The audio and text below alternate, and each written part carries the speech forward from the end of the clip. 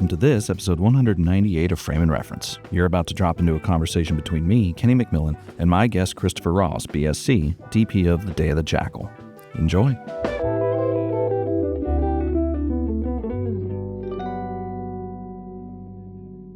Every time I'm in a Q&A for any movie, I always feel really bad because everyone, what was it like to work with Eddie Redmayne? All right, well, good. Yeah, exactly.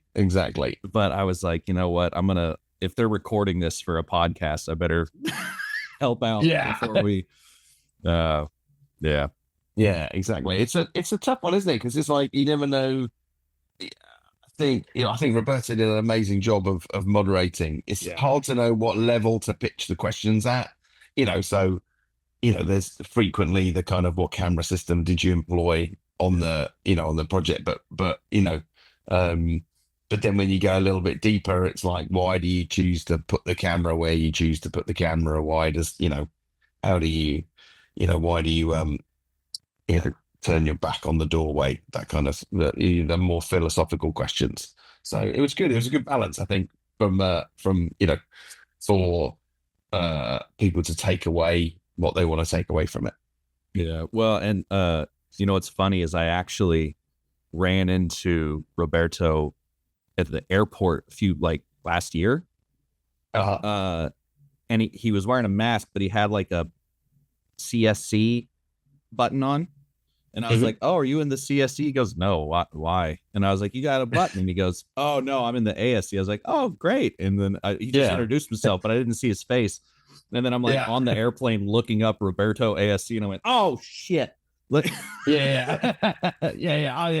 opportunity. Yeah. Should have asked him about Daniel Craig. Yeah, exactly. Yeah. I've actually found, to your point about like the depth of questions, that I've been doing this show for 5 years, and I found that it did certainly start with like, what did you use, and then it was why, and then after a while, it's a lot of it has become like, so how do you like job security? Not like, do you think the industry's dying, but like, working, being the team manager, being the head of the department, because at a certain point, the answer seems to be like, yeah, big soft source over there, sometimes a hard light. And then it's like, all right, we did that. How do we run the team? Because that's the one thing you study. You can study as long as you want, film school, whatever. They teach you everything. You go to AFI, and then you show up on set. You're like, oh, there's a whole crew. Yeah. It's like you never. There's no AFI course on HR interaction. Right. Or like, it's really hard. Some of the crew that I've worked with, certainly in the UK, so like the grip that I just worked with on my latest project, he and I worked together. He gripped my 4th short film ever in 2002. So that's 23 years, and we must have made, I don't know, 11 films together and 9 TV shows, and we haven't worked together a huge amount in about the last 6 years, because once you get to a certain level as a cinematographer, a lot of your work is international, and the crew tend to stay locally, etc. But we're really great friends. But one of the things that we've in the last 23 years have stumbled around is like the idea of like, if I was a corporation, or if we worked for a corporation, there'd be like performance reviews, and there'd be like a training program that employers would pay for employees to go on.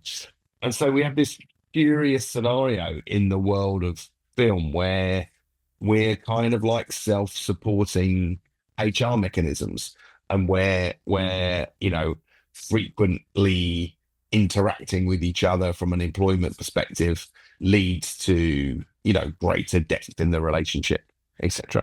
So I think it's really interesting. Obviously, you only realize that after you've been working for 20 years, that I was a really terrible boss 10 years ago, and therefore I must have been a really, really, really terrible boss 20 years ago. So, but it's a learning curve for all of us. So hopefully, everyone forgives everyone and we all grow together. Well, it's great to hear you say that because I had almost to the letter that experience in my own life. Yeah. Luckily, it was like mostly collegiate, and then Yeah.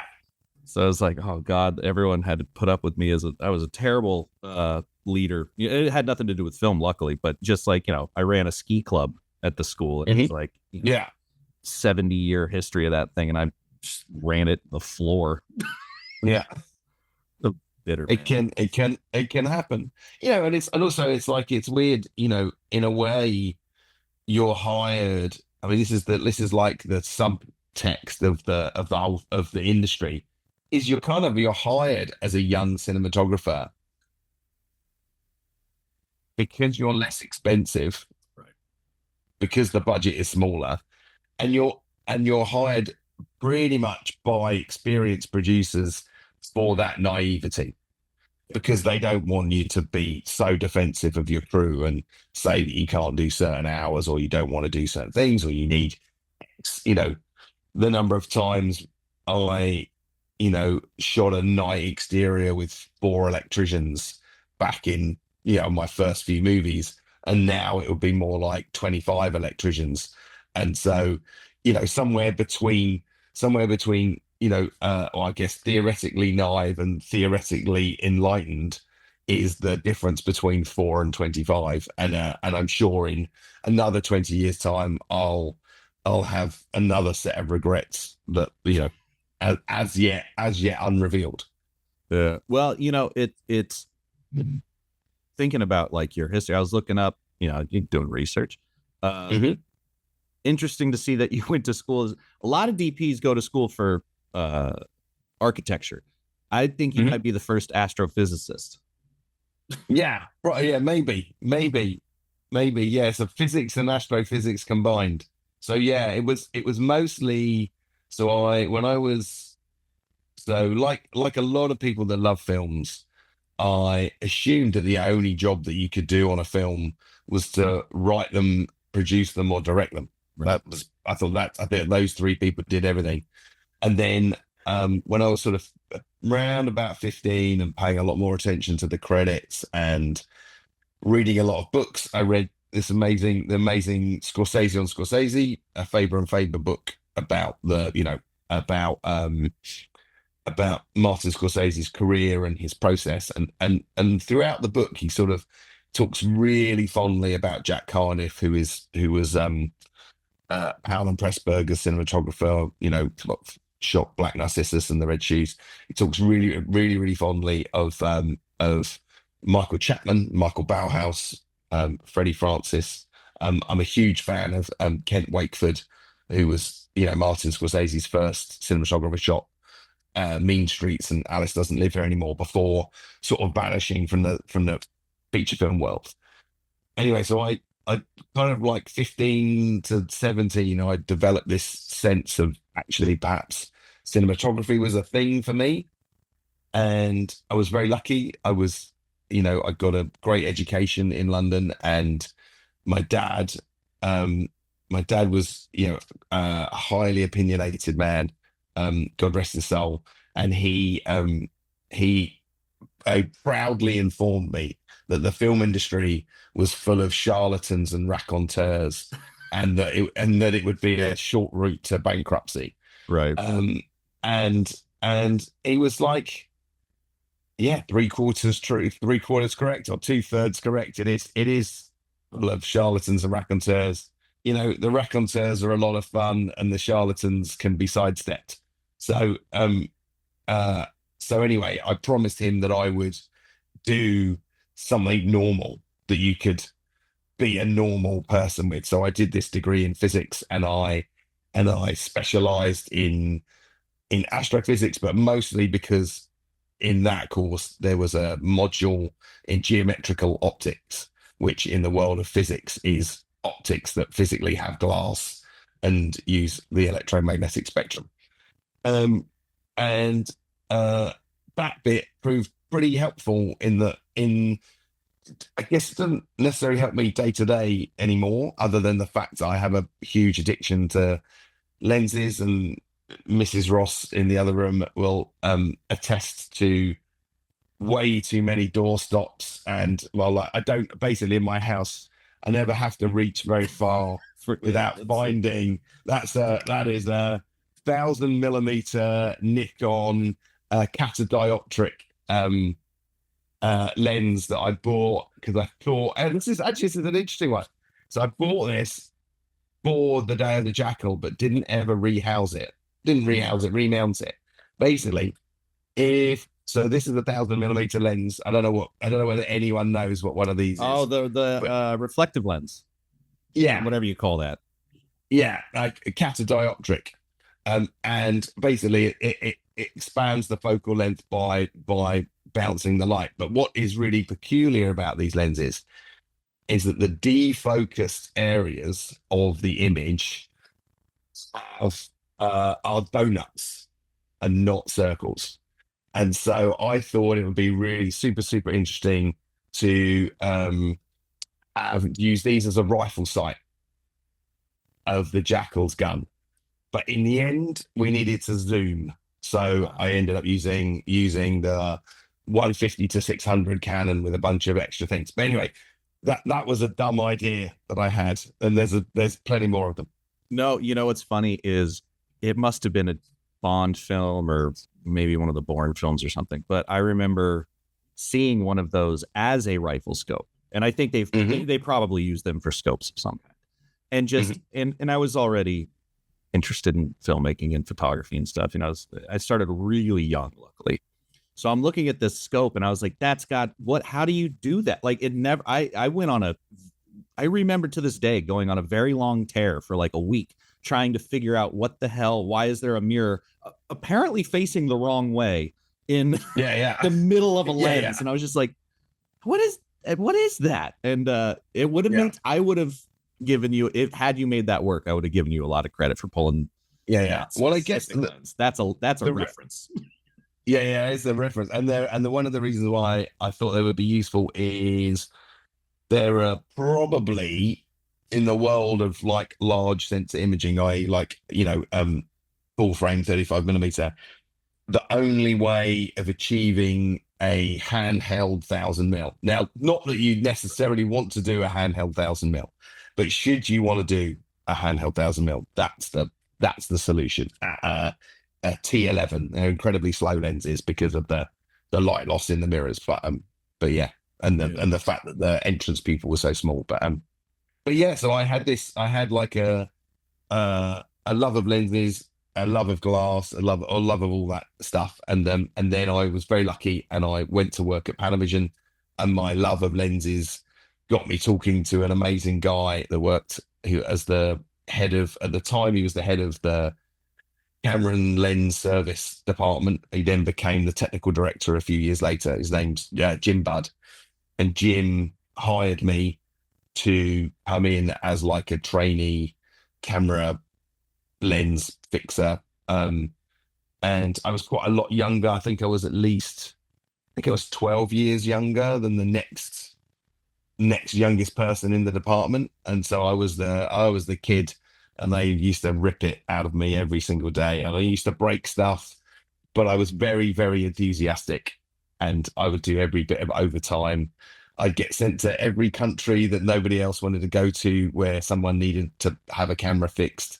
So I was, yeah, and that was my film school really was chasing, the likes, Panavision clients such as, John Seal, Slavomir Žižek, yeah, chase them, Robert Elswick, chase them around the world, fix lenses for them, and fix cameras, and yeah, that was the learning curve, that was the ladder. Well, and if I guess if being a DP didn't work out, you could just become like a Dan Sasaki type, Yeah, after a while. exactly. Which, to be fair, I guess to your point, I really want to talk about lenses, but you said something earlier that I wanted to point on, which is, uh, you talking about how you were like, I'll go get like a normal degree or a normal job or something, and Yeah. it just started burrowing into my head because I'm like, I feel like being an artist is a far more normal job than most people will give it credit for. Like I feel like normalcy is expressing yourself. Not Yeah, normal is burying that and giving yourself to the machine of capitalism, I suppose. yeah. Like I think that it's it couldn't be speaking more truth.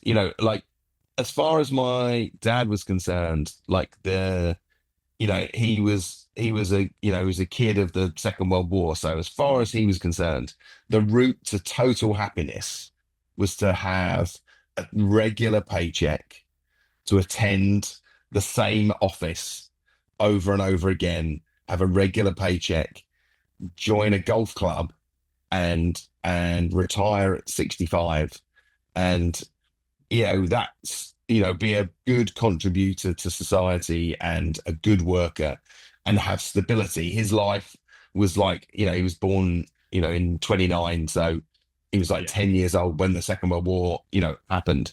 And so as far as he was concerned, anything that lacked total stability was a nightmare. He never had stability in his career. So, and I think he wasn't a part of the film industry, and he didn't realize that despite the film industry's very unusual, HR methodology of getting hired for a job and getting, finding the next gig, and the fact that you might only be, for some people, it's totally normal that we just do a day's work. We right. turn up, we shoot, and we sometimes we do like 3 hours. We turn up and we're shooting an interview, or we're filming, we're doing a recce for a commercial, whatever. It's like, yeah, I worked 3 hours today. I'm gonna do 2 days next week. And then I'm gonna work non-stop. I'm gonna do 6-day weeks for the next 8 weeks of my life, and then I'm gonna have a month off. For most people, that is terrifying, a terrifying relationship with your mortgage.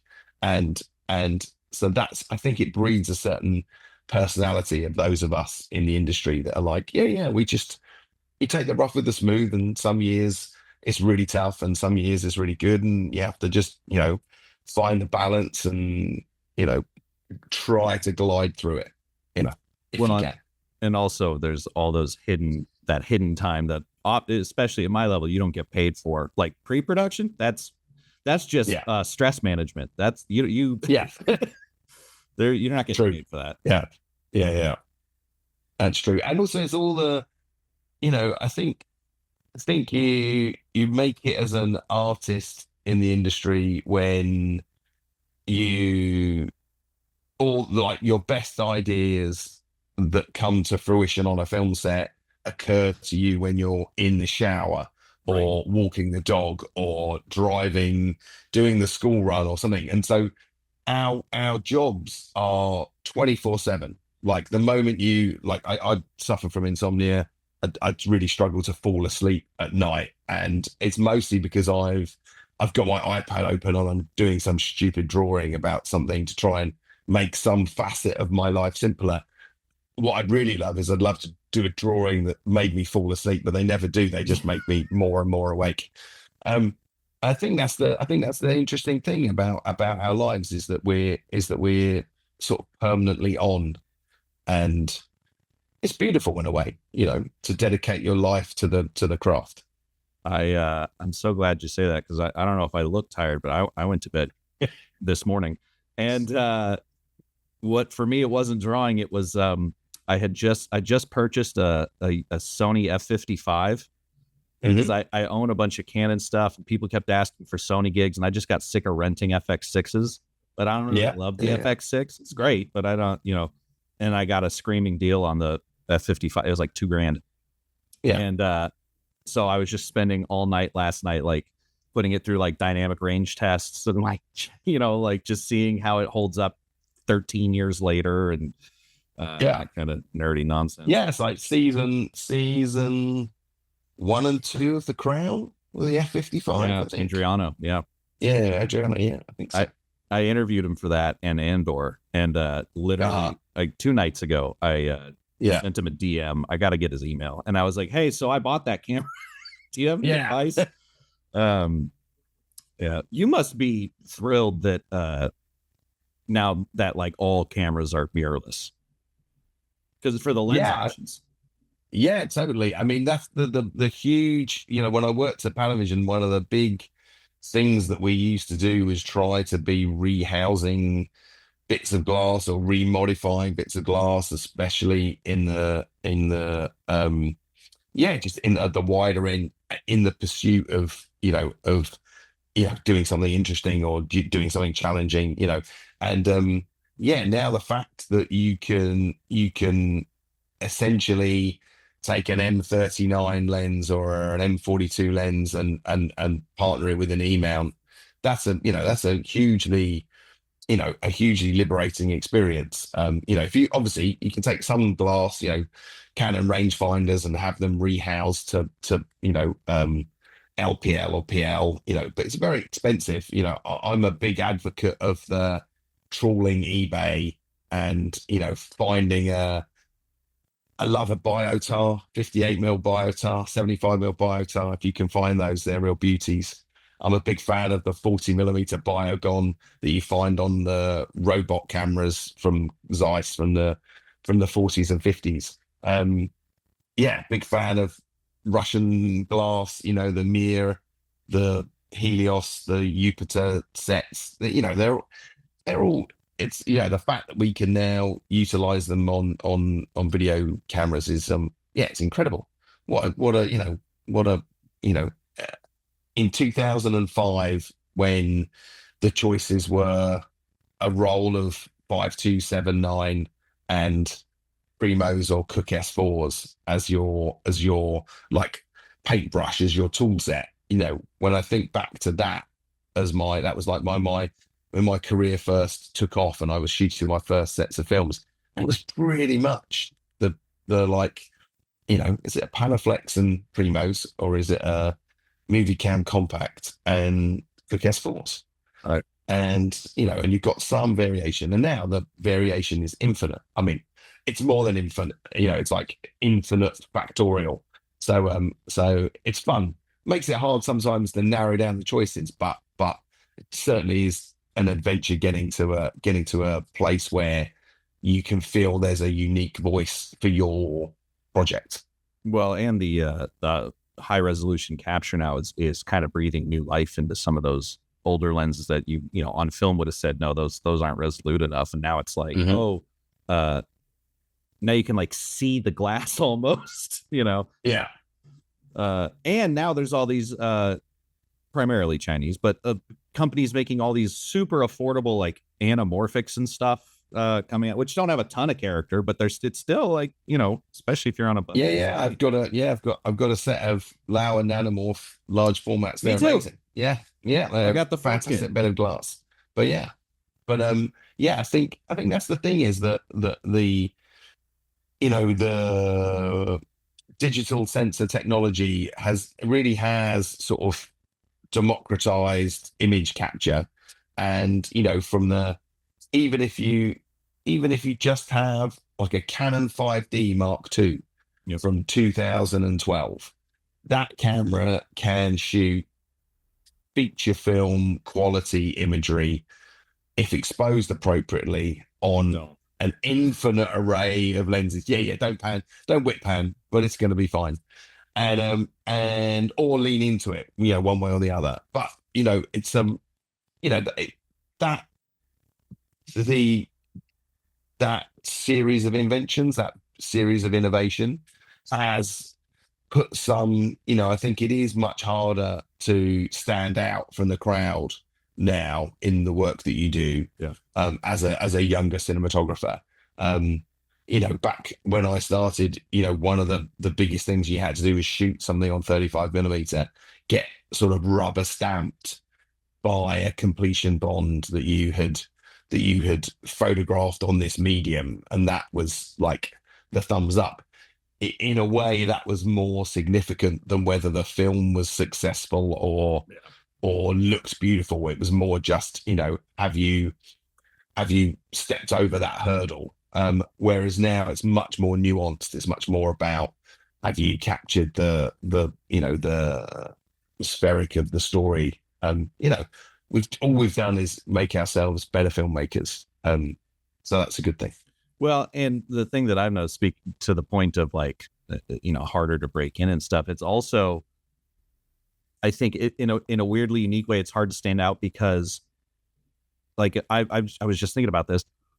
If I'm going to remake my reel, and I look at what every producer friend of mine shoots, they all Mhm. kind of look the same.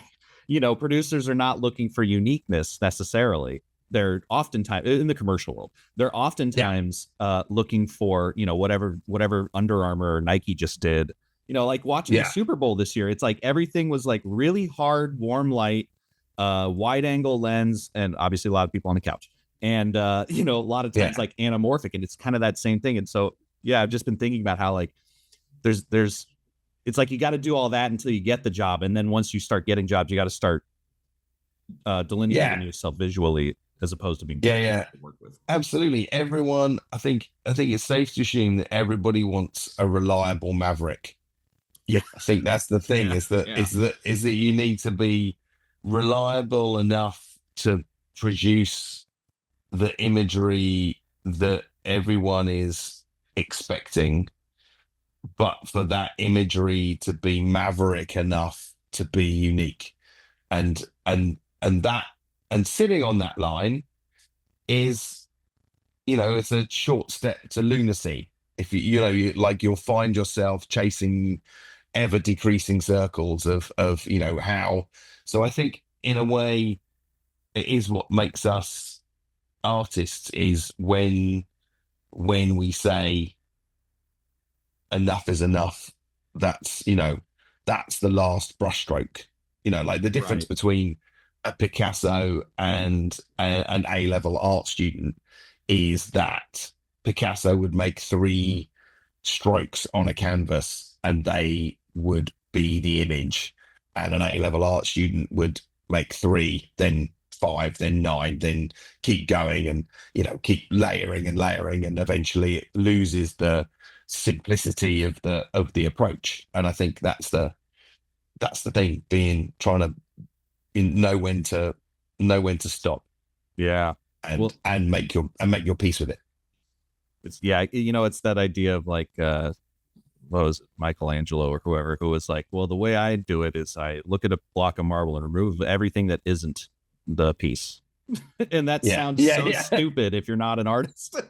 Yeah, yeah, yeah. I remove everything else that isn't the subject. The idea. Okay. Yeah. I think Yeah, that's a better yeah, way to think of it, is if it doesn't fit your idea, then it needs to go.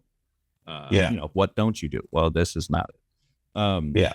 But what I'm interested if there was a moment for you where the sort of nerd brain um, broke free, and you started to think more, I suppose, artistically, or if that was if Mhm. or did were you always more artistic and you had to, because you're trying to get the quote unquote real job, force Yeah, nerdiness upon yourself. yeah. No, I think it was a case of it's such a learn. What we do is like an eternal learning curve. You don't ever get to the point where you go, oh yeah, kind of got that sewn up, know how to do it now. Um, uh, it's like light and faces and light and textures and light and lines and light and architecture. So I realized quite early on that I didn't know anything.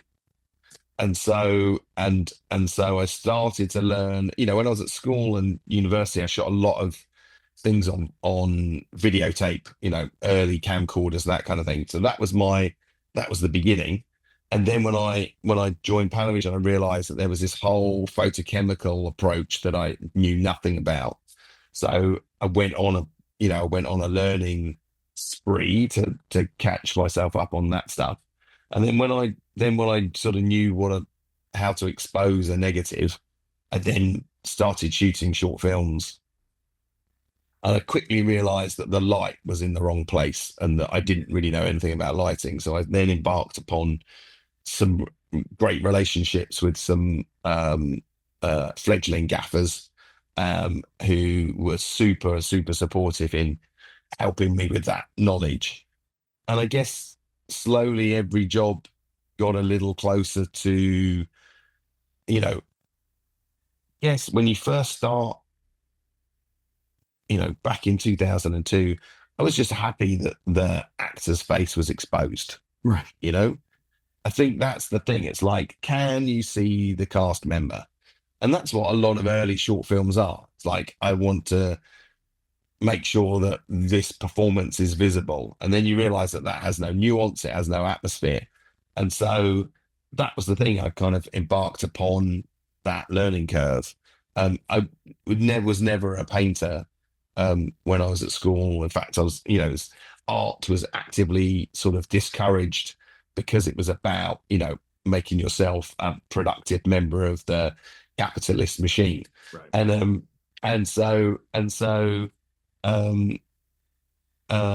yeah, and so the idea of light and shade that you would learn in pencil sketching was something that I learned through, yeah, taking thousands of photographs and analyzing which ones I was happy with, which ones I wasn't, and then onto the next project and onto the next project. So yeah, that was my thing, was say yes to everything, shoot everything, make as many mistakes as you can afford to make, and yeah, and where I think, and to be honest, I think my learning curve really steepened very sharply at the point of the digital revolution, where I was able to be very experimental on a film set. So I shot this TV show called Misfits. Yep. That where we had to there were five main characters. Everybody, well, the world has been struck by lightning. A whole heap of people got superpowers. And so there were five people in our main cast that had superpowers. Each superpower had to be visualized in some way because we couldn't afford VFX or any of that sort of stuff. And so the character that was invisible ended up being photographed on a 35mm slant lens where you could throw the focus in a smeary, smushy sort of a way.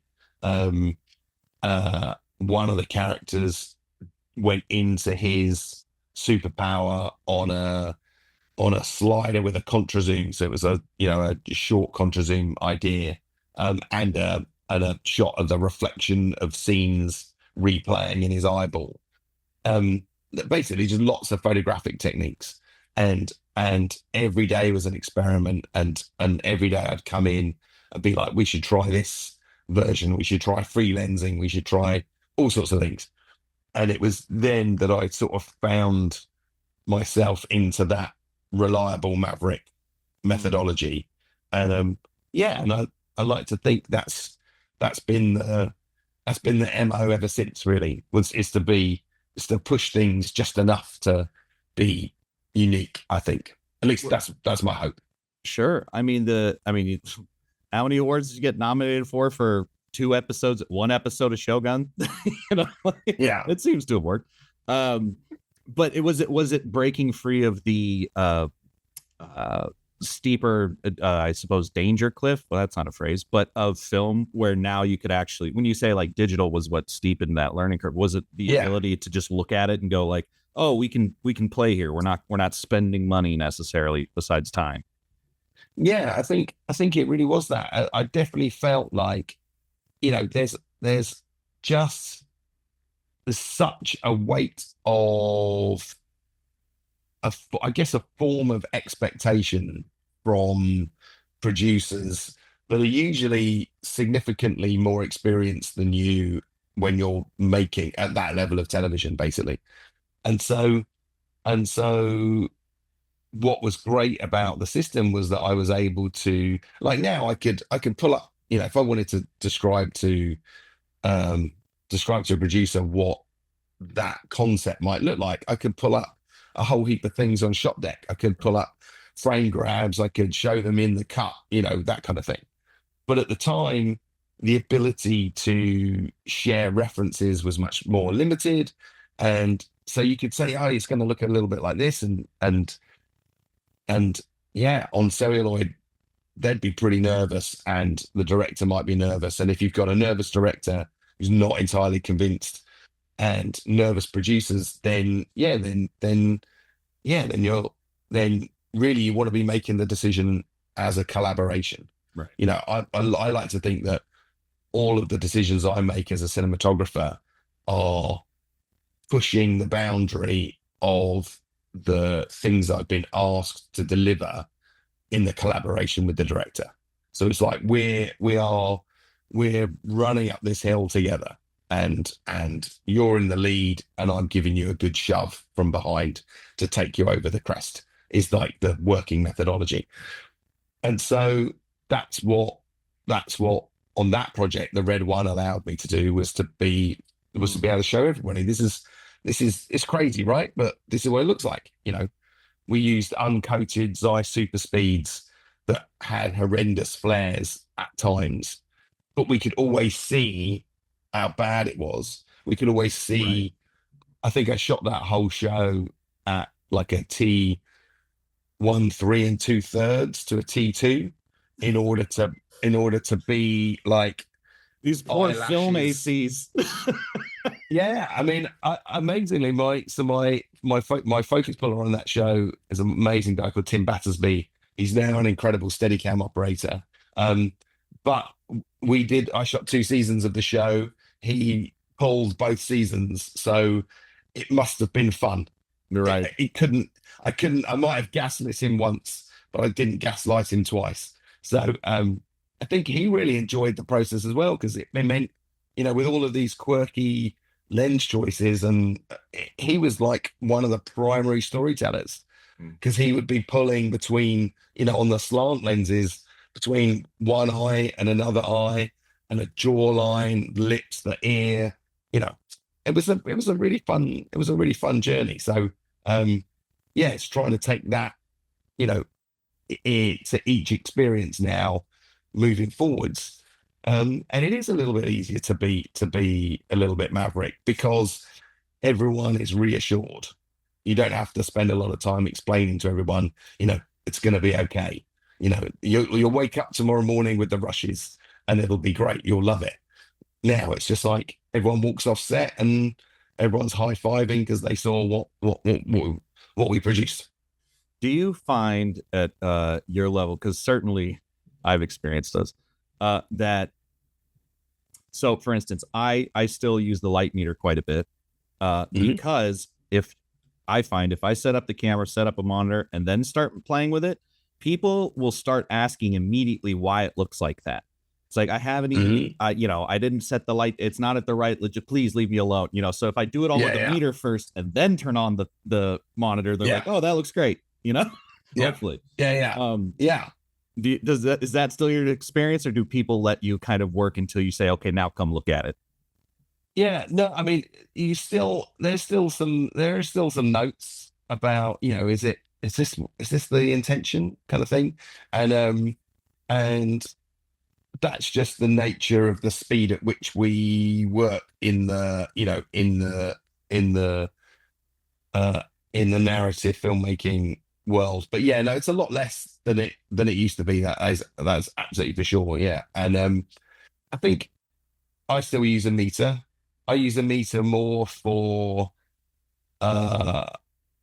reliability on the negatives. So I know that I'm chasing. Often I'll have like a room tone, an edge light, and a key light, and I'll chase that trio of lights around a space. And so just to make sure that from 9 a.m. to 4 p.m. I haven't entirely orchestrated the way, the balance of everything. But I like more with my eye now, in terms of shadow placement and shadow density than I used to uh, on film, but mostly that's, I think, an experience thing, and also just a yeah, I guess like knowing your negative, even though the negative's a digital one these days. Yeah, I mean, watching those first three episodes of Jackal, that was one thing I really noticed was the shadows. Like it is a very contrasty film, but it's not one of those like, oh, let's just let's have five stops down, like, or I guess Yeah, two, whatever, where it yeah. just slams to black. It's still very visible, and I was wondering because I've interviewed a lot of people who shot dark stuff. Like I just interviewed the team from Silo, and they're really playing on the Uh, edge of the toe down there. yeah, Baz and Ed and Kate and yeah. all them. But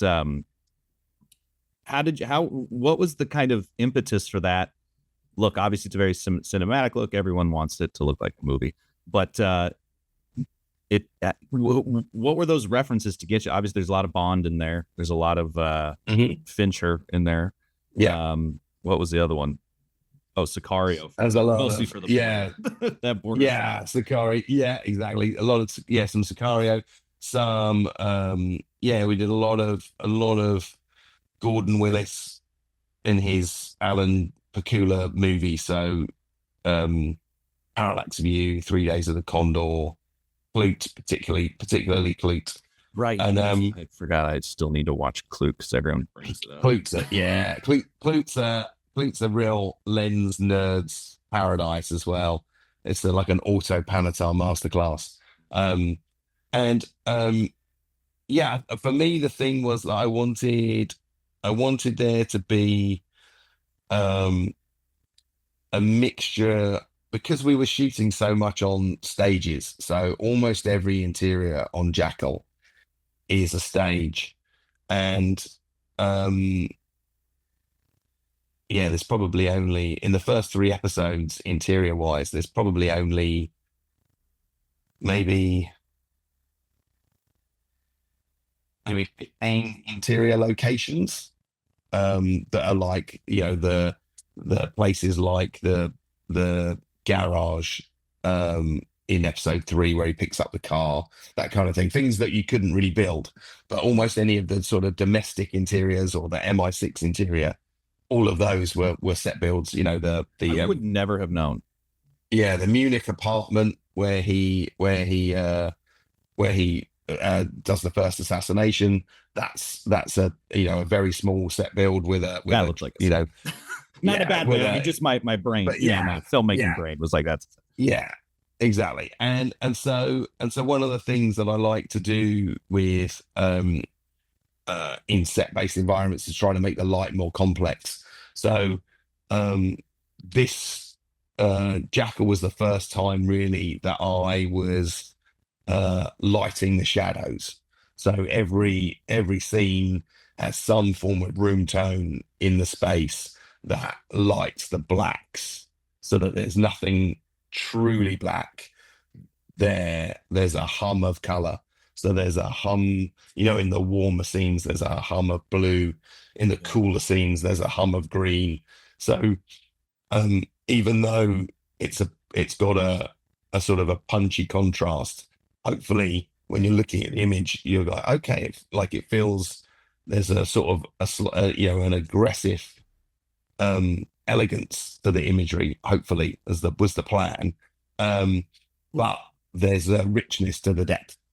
Yeah, I think that's kind of what I was getting at. Was I found I was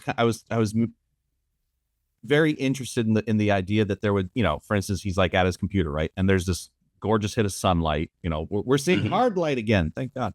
Yeah. But your contrast ratios were so managed that you weren't exposing for this massive highlight, and then Hmm.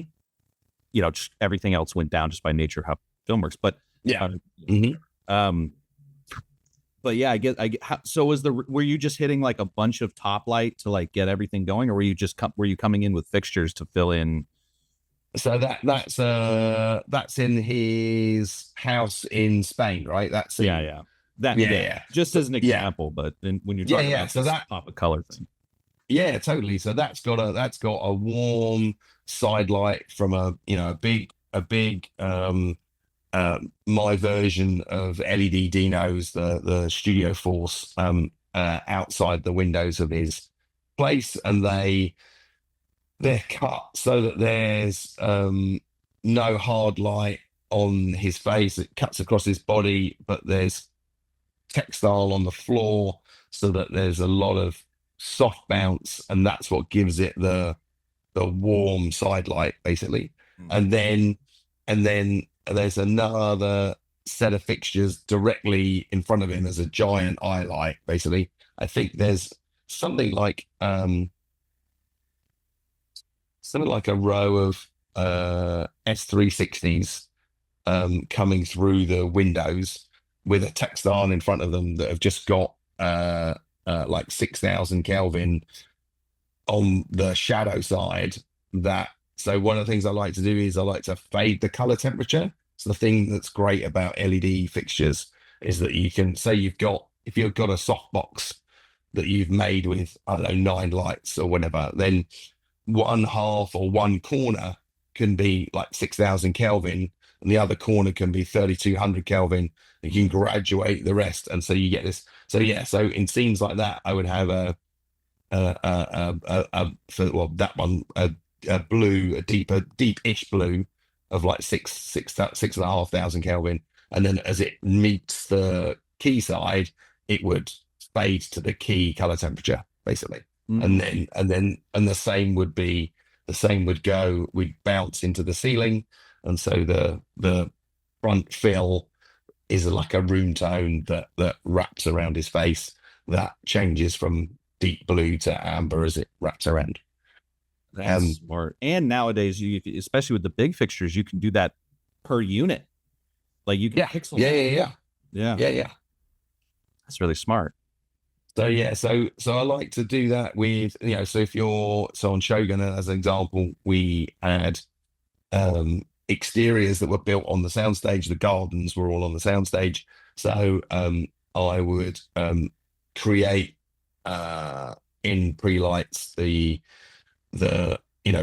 predetermined camera position would have a fade across the skylight. So the Shogun silks were all slate gray silks, so that the slate gray reflected in the costumes, and they would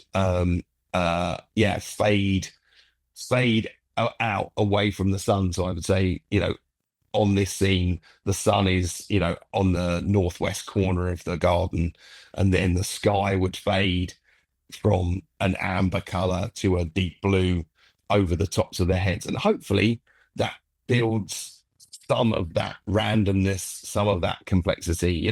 Mother Nature is a curious a relationship with electromagnetic radiation. And there are color combinations that we find as humans, we find really beautiful. We stare at sunsets. Whenever there's a sunset, we stare at this combination of, a very red, vapory sun disappearing into the very deep blue ocean that's almost inky black in indigo. And we stand there with our mouth agape as if we've seen it for the very first time. And I think there's something quite primeval about our relationship with the sun and color temperature. So it's something I like to play with. Yeah, well, and trust me, living in Los Angeles, you can always tell when there was a good sunset you missed when you open up Instagram and it's just every story. Yeah, it's the same shot of the Santa Monica Pier or whatever. Yeah. Honestly, the thing that I absolutely fell in love with, it was probably the most expensive purchase I've made that was borderline unnecessary, but the getting a color meter and just walking around and being like, oh, you know what? Shadow is a different, like sun isn't 5,600. How many times, like, all right, everything gets 56, and you're like that. No, well, that's just flat now. Even if there's contrast, exposure wise, it becomes very flat. And I've really started to enjoy mild, safe for my work, but safe color contrast in a way that looks natural. Yeah, exactly. I think again, it's part of the kind of, part of the whole cinematography revolution that's happened since like 2005, 2007 is that, we used to be a real partisan industry. It was like, do you like HMIs or do you color your Dinos blue? Do you use tungsten stock outside with an A5 filter, or do you use daylight stock and vice versa? And so we were, kind of polarized in these two places. And, you know, a lot of great photography, a lot of great cinematography that people responded to were um were still those color mixes, but natural color mixes of great sunsets or great sunrises, great moments in Lawrence of Arabia, etc. And and the LED and digital revolution that has occurred enables us to, you know, I know so many DPs now that, in 2012, we would have set our camera to 5600 Kelvin on, exterior shooting. Now it's like 5200, 6000, 8000. How warm do you want it? How cool do you want it? Where do you want to sit in the mix? Um, um, I know, and the rise of RGB LED lights, where you can take a color temperature, out anywhere from 2200 to 10,000 Kelvin, add a little bit of green, add a little bit of red. It's so at our fingertips. Whereas before it was take a light, buy a very expensive roll of gel, hope you're correct. Is Yeah. that essentially that was like, I remember testing Moonlight. Like, I would physically, before a movie, I would take a a 5K into like the car park of the rental house, and is it true blue? Is it half CCTV, half CTB with a half green? Is it, what's the combination? What's this movie? What are you going to do this time that makes the change between, and now that's like, talk to the desk and tweak the color temperature. Yeah, you want 6,800 Kelvin, half green, there you go. So it's really, it's so liberating. The technology is so liberating. And so if you can master that technology, then the time you spend on set is so much more about actors and about performance and about where you put the camera and all the technical nonsense. That's all, behind you because you've made those choices and you're away and running. Well, and there's this great in the Jackal. There's a with all of those tools at your disposal, you do seem to have employed a great level of restraint, keeping things not like duotone, but there's clearly, like, there's like a steely blue kind of look, and then there's a much warmer. Obviously, it delineates like where they are. But Mhm. was that all kind of in the CCT realm, or were you dipping your toe more into RGB type stuff? Because I'm always fascinated by, like, is your shadow going to be RGB blue, or is it Yeah, yeah. CCT blue and then played with in the grade? Yeah, it's mostly so for repeatability, I tend to keep it because, an RGB mix or an RGB mix on one lamp is not necessarily the same as another. Some lamps have got, um, you know, yellow, magenta, and cyan or whatever. So I tend to work still in that partisan, um, CCT, push it towards here, push it towards there, and then add or subtract a little bit of green or add or subtract a little bit of blue. That's still my go-to. I'm not sure whether, well, I really hope that'll evolve in the next phase of lighting units to uh, allow me or allow us to choose. I'd love to choose a hue on a, have a, on the gamut triangle Right. on a light. I'd love to be able to go, let's do that next, and then be able to then do the same thing on a different light source. So we can go, right, that's the hue that we're going for. So Like it's ultra aces for specific. lighting. Aces for lighting, which is, which is sort of, it's a it's a tricky process because everybody uses different chips, everybody uses different cobs, etc., different voltage levels, different ways of mixing their color. But yeah, I definitely see that as the next phase of the innovation, and then that way when you use 200 of a particular light source on a stage and 50 of another light source on a stage, you're somewhere closer to calibration, which is great. Yeah. It's because I guess I hadn't thought about that. Because one thing with me getting the color meter that I was so excited about was I could, let's say I'm setting up some window light classic, just make it look motivated. I meter Yeah, the window, get the XY coordinates, punch it into the back of the Kino LED, it matches. But I yeah, only own those LEDs. I don't use any other yeah, fixtures, so it's always just been the same thing. But I guess you're right. XY only tells the computer, quote unquote, what to do. Whether or not that is what comes out the other side is the yeah. the chips. And then every time you add another light, you add another potential for minor deviation. So I mean, I'm a big fan of chaos. I much prefer light to bounce unpredictably and for me to try to be shaping that. I much prefer there to be irregularities in color temperatures, etc.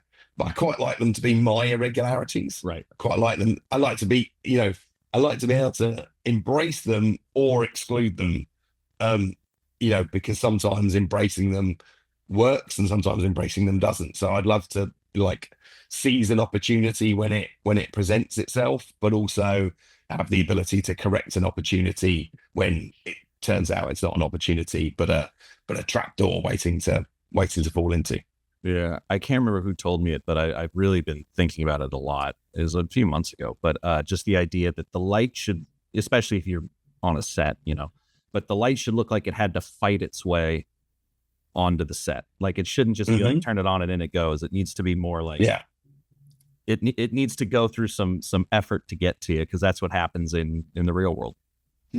yeah, yeah, absolutely. And the light, it's always really hard. Whenever I light a soundstage, despite having done it, a considerable number of times now, I'm never cease to be amazed at the difference. Even the biggest softbox does not produce the same enveloping light inside a window as just what would exist on a location. Hmm. And so somewhere between infinite light sources and, three, you have to decide how many you're going to have outside of this window to try to emulate the sort of space. So I don't know, the directors that tend to hire me or that I tend to work with are very natural uh, proponents of naturalism or realism. Even at our most heightened in the Jackal, I think it always feels like it's a real place. It never feels like we're faking the imagery. It never feels totally artificial. At least I hope we don't.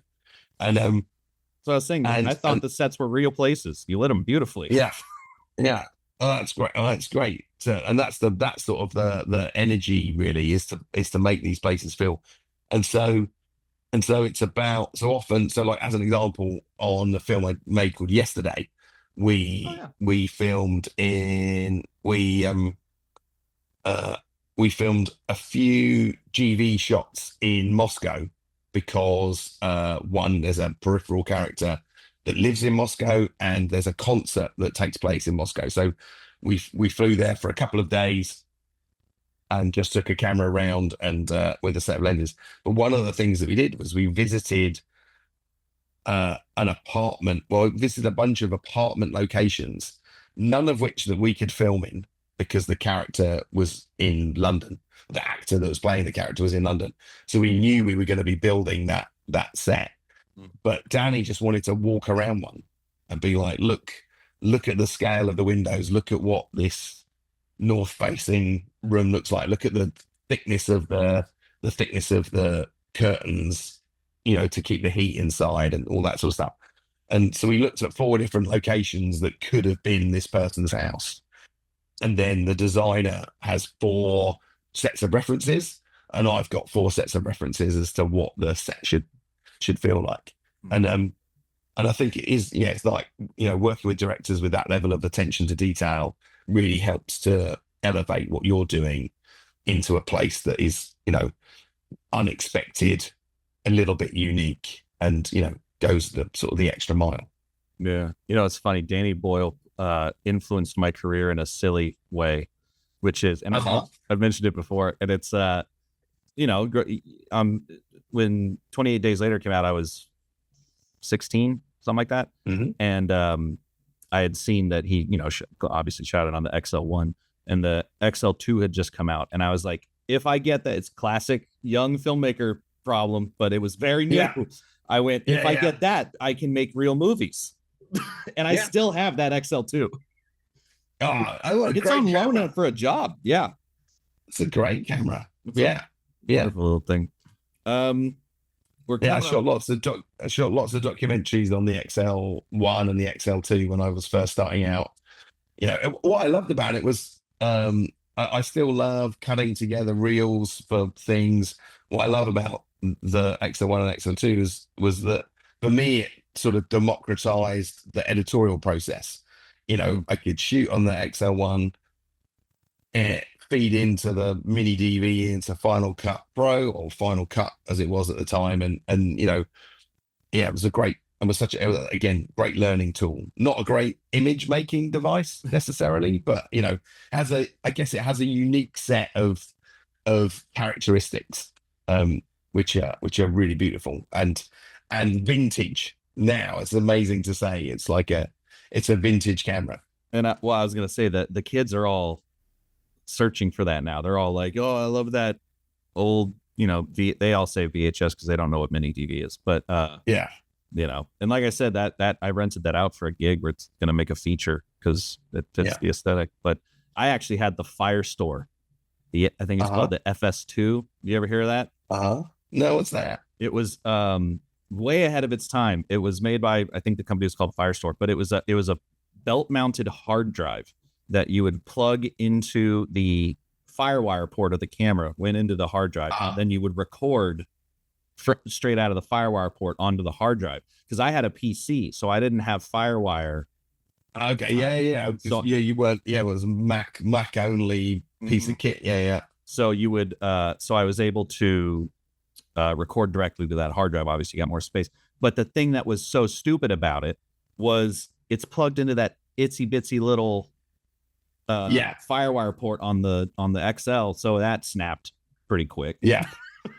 Hugely unreliable. It's the worst kind of umbilical system you can think of. But again, ahead of its time. I think that was I switched to having a Mac because of the FireWire port. So I was shooting, and the best way of getting a show reel cut together was to shoot, get your material telecinied onto mini DV, and then cut in Final Cut on the mini DV, and then bulk manufacture. When I was first starting out, it was you used to trawl around Soho with your show reel on a VHS. So you'd have like 15-minute VHS cassettes, and you'd like walk around and be like, "Do you want my VHS?" No one wants your VHS. Yeah. And then I remember meeting a commercials producer about 6 months after I'd previously met him, and noticed that my DVD show reel was a coaster on his desk with a mug of coffee. Oh. And it's like there's the rejection for you, the rejection of our industry in one cup of coffee. Yeah. But yeah, what Eh, doesn't kill you makes you stronger. Well, at least that time we were all using like the AOL discs and stuff as coasters, so at least it fit. Could you imagine if he had your VHS tape as a coat? That's a statement. Yeah, that That's is a statement. Yeah, I actively don't like you. yeah, yeah, yeah, yeah. Exactly. I'm carrying this thing around, using it as a tray. Yeah. Yeah, I we're coming up on time, and I know you're back in the UK, yeah, yeah, yeah. so I'm assuming it's getting late. But I did want to end on two things. One, Uh-huh. doing research. I got to watch Terminal. That looks great. Yeah, that's quite out there as movies go. Yeah, yeah. It's like a modernized twist on the kind of Alice in Wonderland idea. Uh, yeah, beautiful little film, directed by Vaughan Stein. Um, yeah, had a lot of fun. Budapest, so same city as Day of the Jackal, or same production base as Day of the Jackal. Same city Um, is pretty much everything now.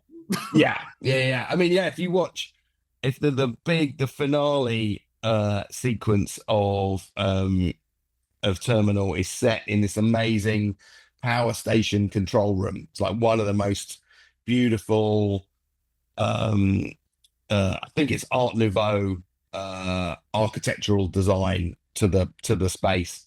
And yeah, if you look at Russian Doll, if you look at Atomic Blonde, trying to think of the other Budapest set. Yeah, basically everyone goes there and shoots in this control room. We used it slightly differently. So most people go in there and turn all the lights off. We did the opposite. But yeah, it's a great city to film in, and it's got such a beautiful mix. It's really the very, very center is incredibly Parisian. And there's a lot of the Eiffel, the architect who designed the tower. He designed their um, underground railway system, so the underground looks incredibly Parisian. But then in the outskirts, the buildings become very, very socialist design. Pods of sleeping pods, effectively for workers. So yeah, there's a real mix of architectural designs. It doubled, and for Jackal, it doubled for a huge number of locations, Yeah. huge number of cities. I was thinking about this, especially because like when I had walked up to you at the ASC, and I was just kind of like listening to you guys chat, and you mentioned it earlier, like this idea that filmmakers are all much more international. And Mhm. I'd had a few conversations with people that are like, hey man, if you're trying to get work, you need to move to the UK. And I'm like, well, I don't have UK money. I have LA money, but I do have Yeah, UK money. Um, but it occurs to me that the whole like everyone's influences all had LA shot for other places or LA shot for LA. And now there's going to be yeah, this entire generation for all the films made, let's say 10 years ago till probably 10 in the future, which are going to be like Hungarian locations or British locations or, all this that are going to influence this next wave of people. They're not even going to have any romanticism for what LA looks like. Palm trees or, who cares? yeah, yeah. I mean, it's gonna the tunnel, the LA tunnel that's in Blade Runner and THX 1138 and in the first Terminator.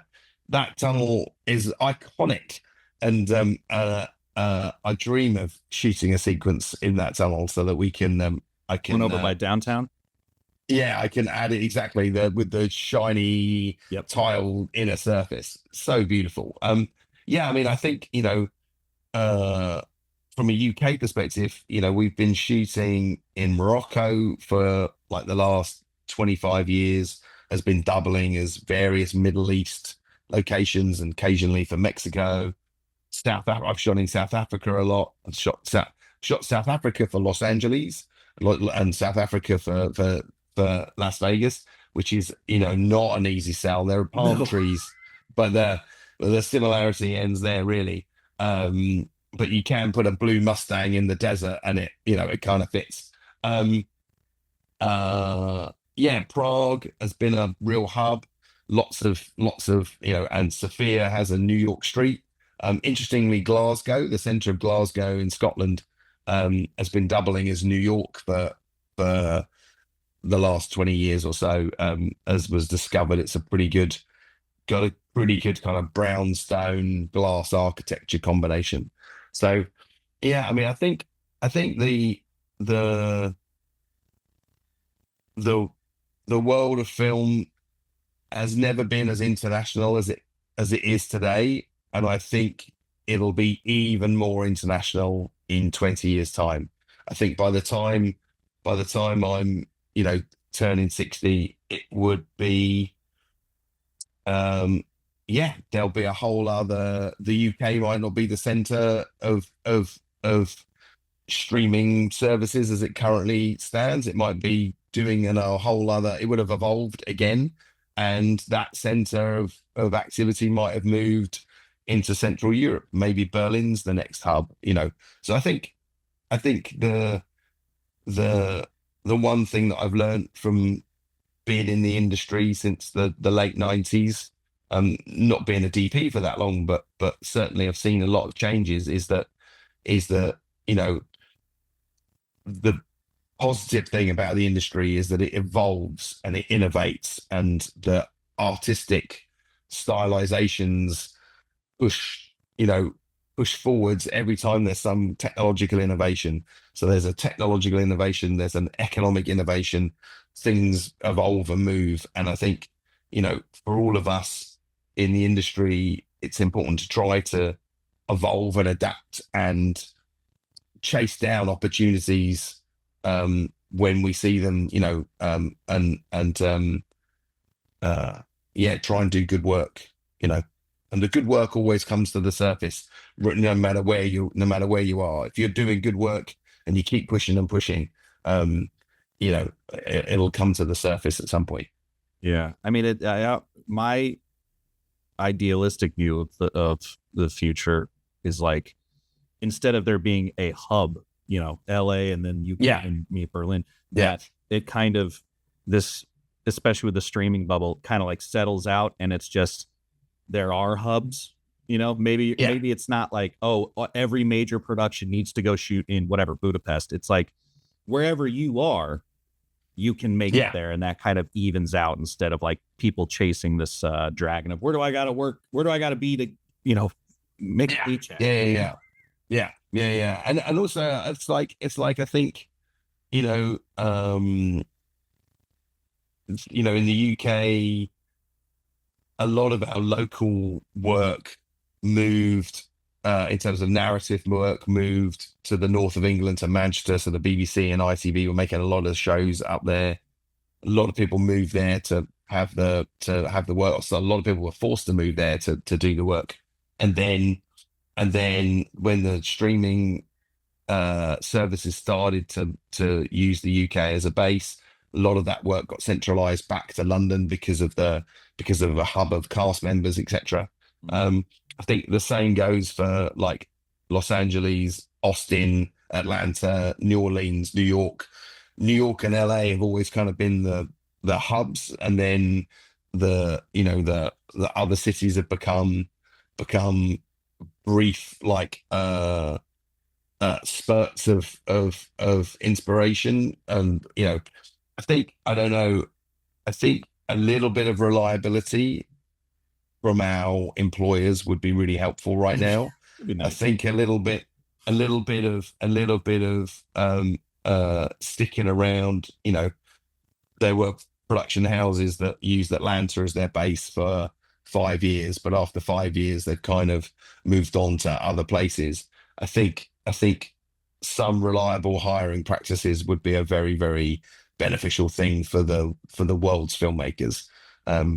And at the end of the day, we're just people trying to make a living and trying to create some art that masquerades as entertainment, and some entertainment that masquerades as art. And if we can all do it and live our lives and create families and repopulate the human race, then that's a good thing, right?